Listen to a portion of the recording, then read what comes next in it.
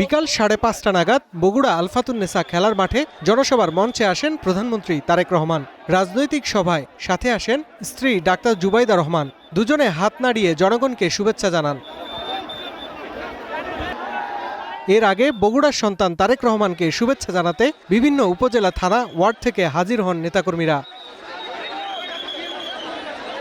পরে নেতাকর্মীদের উদ্দেশ্যে বক্তব্য রাখেন তারেক রহমান। তিনি বলেন, গত 1.5 যুগ দেশে ভোটাধিকার ছিল না। স্বৈরাচারের পতন ঘটিয়ে দেশের মানুষ বিএনপিকে 5 বছরের জন্য দেশ পরিচালনার দায়িত্ব দিয়েছে। জনগণকে দেয়া প্রতিশ্রুতি বাস্তবায়ন করছে বিএনপি, বলেন প্রধানমন্ত্রী।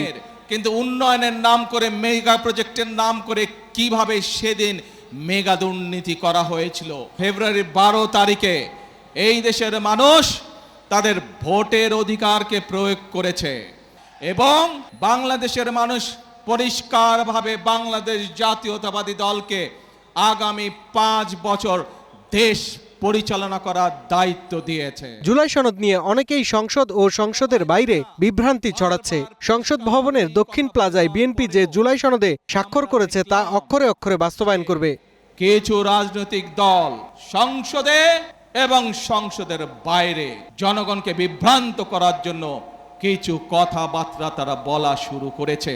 আজ এই হাজারো মানুষের সামনে দাঁড়িয়ে, এই মিডিয়ার সামনে পরিষ্কারভাবে আমি আবারও বলে দিতে চাই, সংসদের দক্ষিণ প্লাজায় দাঁড়িয়ে বাংলাদেশ জাতীয়তাবাদী দল যে জুলাই সনদে সই করে এসেছে, সেই জুলাই সনদের প্রত্যেকটি শব্দ, প্রত্যেকটি অক্ষর আমরা ইনশাআল্লাহ এক এক করে বাস্তবায়ন করব। যারা বিভ্রান্তি ছড়াচ্ছে তাদের 1971 সালের ভূমিকা সবাই জানে। যারা দেশের স্বাধীনতা চায়নি তাদের বিশ্বাস করা যায় না। যারা গন্ডগোল করতে চায় তাদের বিরুদ্ধে সজাগ থাকার আহ্বান জানান প্রধানমন্ত্রী।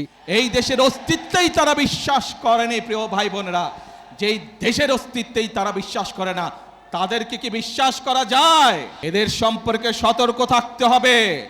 মুক্তিযুদ্ধের সময় আমরা দেখেছি তারা কিভাবে বিভ্রান্তির চেষ্টা করেছে দেশের মানুষকে। 86 সালের নির্বাচনে আমরা দেখেছি তারা কিভাবে বিভ্রান্ত করার চেষ্টা করেছিল দেশের মানুষকে। 96 সালেও আমরা দেখেছি স্বৈরাচারের সাথে গিয়ে তারা কিভাবে দেশের মানুষকে বিভ্রান্ত করেছিল। সরকার প্রধান বলেন, বৈষম্য নয়, সব জায়গায় সমানভাবে উন্নয়ন করা হবে। এই ষড়যন্ত্রকারীদের বিরুদ্ধে আপনাদেরকে সজাগ এবং সতর্ক থাকতে হবে। শাহরিয়ার বাঁধন, ওয়ান নিউজ।